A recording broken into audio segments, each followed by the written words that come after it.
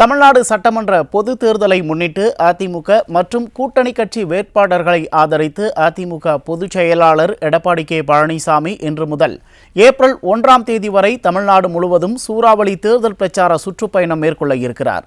இதன் ஒரு பகுதியாக இன்னும் சற்று நேரத்தில் மயிலாப்பூரில் இருந்து தேர்தல் பிரச்சாரத்தை தொடங்க இருக்கிறார். இது பற்றிய கூடுதல் விவரங்களை செய்தியாளர் அஜ்மத் வழங்க கேட்கலாம். வணக்கம் அஜ்மத், விவரங்கள். வணக்கம் உமேஷ்.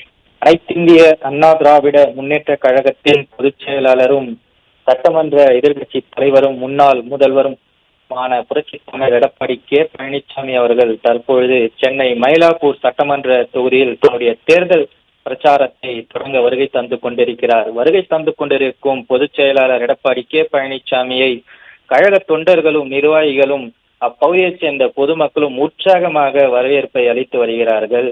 அது மட்டுமில்லாமல் முன்னதாகவே சுமார் 192 சட்டமன்ற தொகுதிகளுக்கு நேரடியாக கழக பொதுச் செயலாளர் எடப்பாடி கே பழனிசாமி நேரடியாக அந்த பகுதி மக்களை சந்தித்து அந்த பகுதி மக்களின் கோரிக்கைகளை கேட்டறிந்து தற்பொழுது இன்று சென்னை மயிலாப்பூர் சட்டமன்ற தொகுதிக்கு வருகை தந்து கொண்டிருக்கிறார்.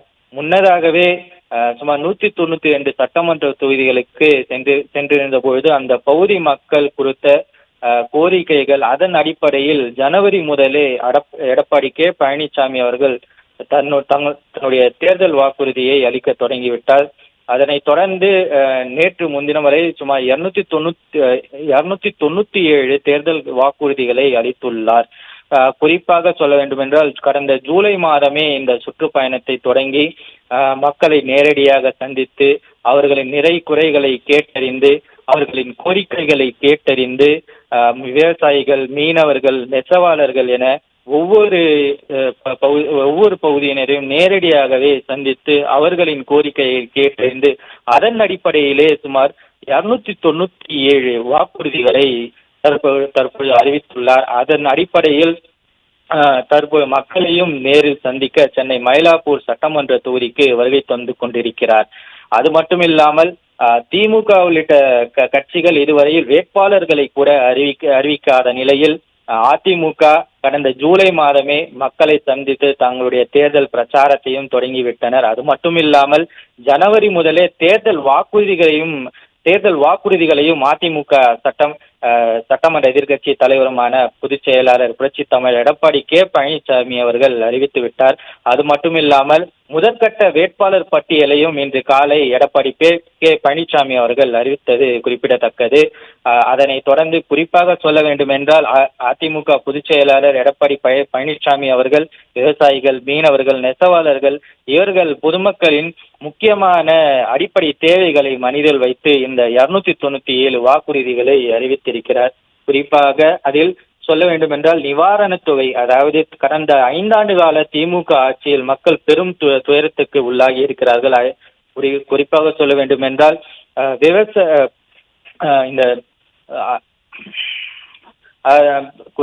கடந்த 5 ஆண்டு கால திமுக ஆட்சியில் பயங்கர இன்னலுக்கு உள்ளாகி இருக்கிறார்கள். அவர்களுக்கு நிவாரணத் தொகையாக 10,000 உதவித்தொகை அறிவித்துள்ளார். அது மட்டும் இல்லாமல் குடும்ப தலைவிகளுக்கு 2,000 ரூபாய் வழங்கப்படும் என்றும் தெரிவித்துள்ளார். அது மட்டும் இல்லாமல் அனைவருக்குமான கட்டணமில்லா பேருந்து பயணத்தையும் அறிவித்திருக்கிறார். அதே போல வீடில்லா ஏழைகளுக்கு இலவச வீடு வழங்கப்படும் என்றும் தெரிவித்துள்ளார்.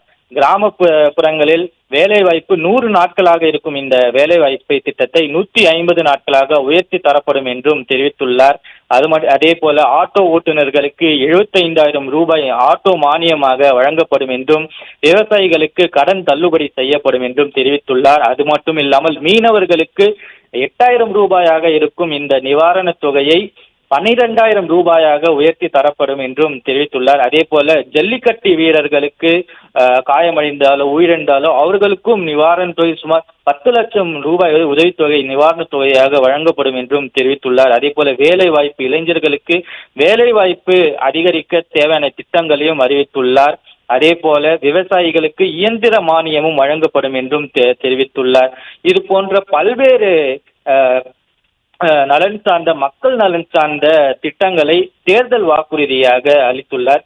திமுக பல்வேறு திட்டங்களை தேர்தல் வாக்குறுதியாக அளித்து முதற்கட்டமாக 2 ஆண்டுகளுக்கு முன்பே நாங்கள் 50% முடித்து விட்டோம், ஏன் 90% முடித்து விட்டோம் என்ற பல்வேறு பொய் வாக்குறுதிகளை அளித்தார்கள். ஆனால் தேர்தல் நெருங்கும் நேரத்தில் கூட அத்தனை வாக்குறுதிகள் நாங்கள் நிறைவேற்ற முடியுமா சில என்று பல்வேறு அஹ், விமர்சனங்கள் அவர்களே வைத்தார்கள்.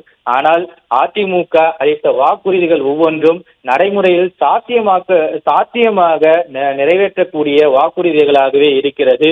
அது மட்டும் இல்லாமல் அதிமுக பொதுச் செயலாளர் எடப்பாடி பழனிசாமி அறிவித்த ஒவ்வொரு திட்டங்களுமே வரவேற்பு அளிக்கக்கூடிய திட்டங்களாக இருப்பதாகவும் மக்களுக்கு பயன் தரக்கூடிய திட்டங்களாக இருப்பதாகவும் ஒவ்வொரு பகுதியைச் சேர்ந்த மக்களுமே தெரிவிக்கிறார்கள். குறிப்பாக பெண்கள் இந்த திமுக ஆட்சி கண்டிப்பாக இந்த தமிழ்நாட்டை விட்டு அகற்றப்பட வேண்டும், ஆட்சியிலிருந்து அகற்றப்பட வேண்டும் என்று முக்கிய கோரிக்கையாக வைக்கிறார்கள். குறிப்பாக சொல்ல வேண்டும் என்றால் பெண்களுக்கு எதிரான குற்றங்கள், குழந்தைகளுக்கு எதிரான குற்றங்கள், பாலியல் சம்பவங்கள் அதிகரித்து இருப்பது இந்த திமுக ஆட்சியில்தான் என்று அவர்கள் குற்றம் சாட்டுகிறார்கள்.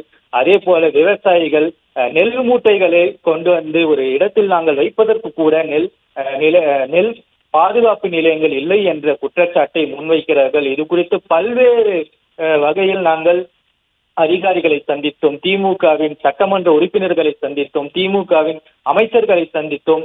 இதற்கு இறுதியாக முதல் அமைச்சராக இருக்கக்கூடிய மு.க.ஸ்டாலின் அவர்களையும் சந்தித்து நாங்கள் கோரிக்கை வைத்தோம். ஆனால் எங்களுக்கு மிஞ்சியது ஏமாற்றம் மட்டுமே என விவசாயிகள், மீனவர்கள், நெசவாளர்கள் என ஒவ்வொருவரும் தங்களுடைய குமுறல்களை தெரிவிக்கிறார்கள். இந்த நிலையில் அதிமுகவின் அந்த பொற்கால அந்த ஆட்சி மீண்டும் மலர வேண்டும், எடப்பாடி பழனிசாமி தலைமையிலான ஆட்சி மீண்டும் மலர வேண்டும். இந்த ஆட்சியில் மட்டும்தான் பெண்களுக்கான பாதுகாப்பு முழுமையாக கிடைக்கிறது, குழந்தைகளுக்கான கல்வி முழுமையாக கிடைக்கிறது, இளைஞர்களுக்கான வேலை வாய்ப்பு முழுமையாக கிடைக்கிறது, மீனவர்களுக்கான பாதுகாப்பு முழுமையாக கிடைக்கிறது என அவர்கள் தெரிவிக்கிறார்கள். அது மட்டுமில்லாமல் எடப்பாடி பழனிசாமி தலைமையிலான இந்த ஆட்சி அமைய வேண்டும் என்பது எங்களுடைய முழுமையான கோரிக்கை என்பது அவர்கள் முன் வைக்கிறார்கள்.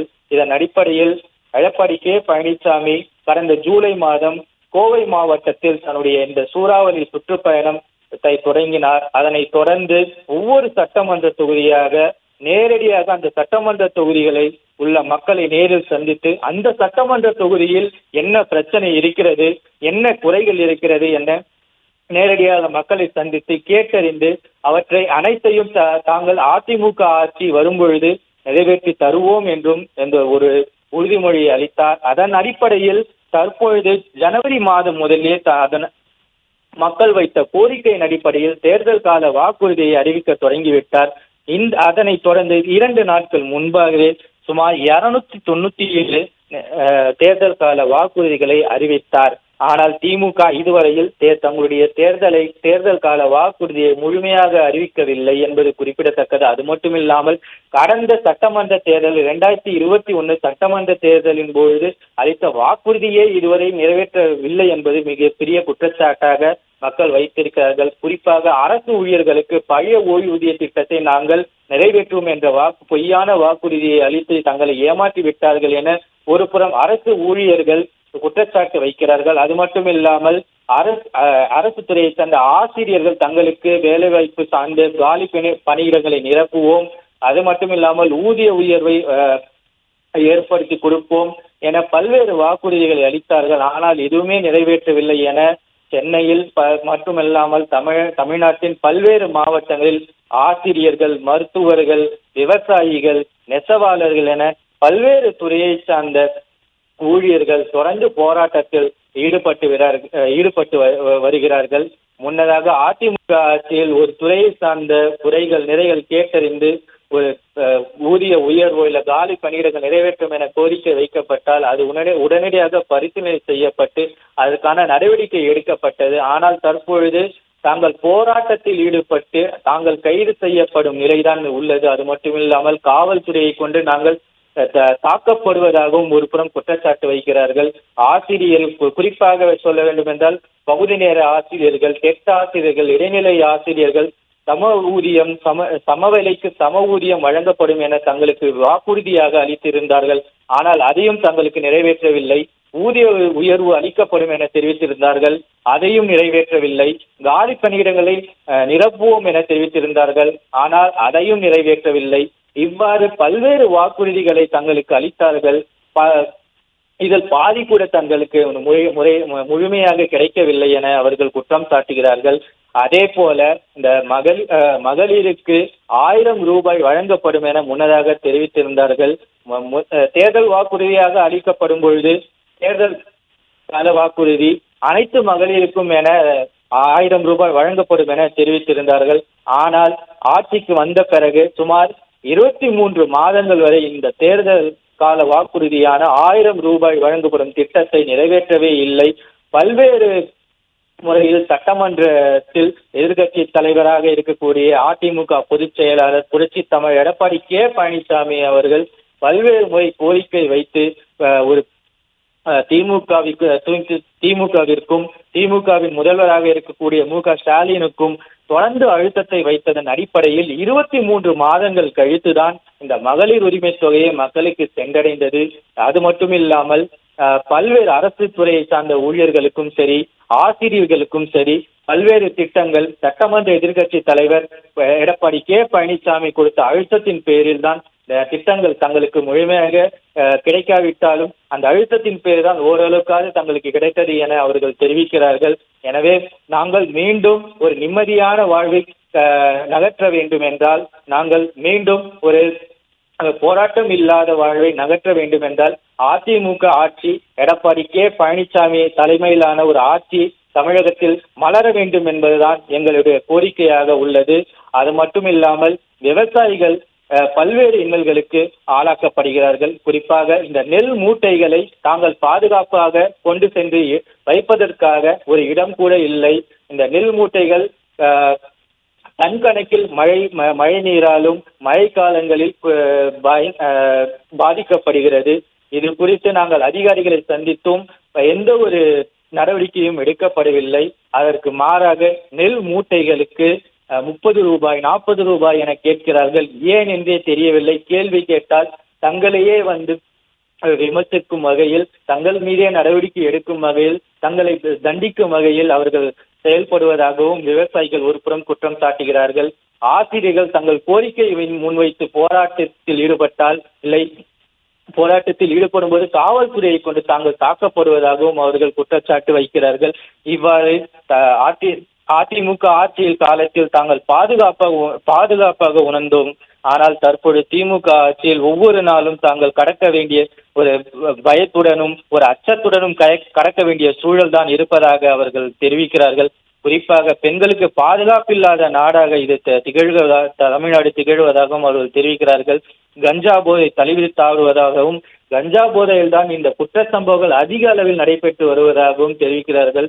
சுமார் மாதத்திற்கு 50 முதல் 100 குழந்தைகள் பெண்கள் பாலியல் குற்றங்களால் பாதிக்கப்படுகிறார்கள். அதே போல போதை, கஞ்சா உள்ளிட்ட போதை வஸ்துக்களால் இளைஞர்களும் பள்ளி சிறுமிகளும் இந்த பாதிக்கப்படுகிறார்கள் என தெரிவிக்கிறார்கள். எனவே திமுக ஆட்சி அகற்றப்பட்டால் தான் நாங்கள் பாதுகாப்பாக உணர்வோம். எனவே அதிமுக ஆட்சியில் மீண்டும் மலர வேண்டும் என்பது கோரிக்கையாக உள்ளது. இதன் அடிப்படையில் அவர்கள் வைத்த கோரிக்கையின் அடிப்படையில், மக்களின் தேவைகளின் அடிப்படையில் இந்த வாக்குறுதிகளை தேர்தல் கால வாக்குறுதிகள் அறிவிக்கப்பட்டுள்ளது. அது மட்டுமில்லாமல் இன்று காலை அதிமுகவின் முதற்கட்ட வேட்பாளர் பட்டியலையும் அதிமுக பொதுச் செயலாளர் எடப்பாடி பழனிசாமி அவர்கள் அறிவித்தார். ஆனால் திமுகவின் வேட்பாளர் பட்டியல் மட்டுமில்லை, திமுகவின் கூட்டணி கட்சிகளை தற்பொழுது வரை பல்வேறு உள் சண்டைகள் என அந்த அளவிற்கு தற்பொழுது அந்த பிரச்சனைகள் உள்ளே இருக்கிறது என்றே கூறலாம். ஆனால் அதிமுகவில் ஒரு நட்பான கூட்டணியாக ஒரு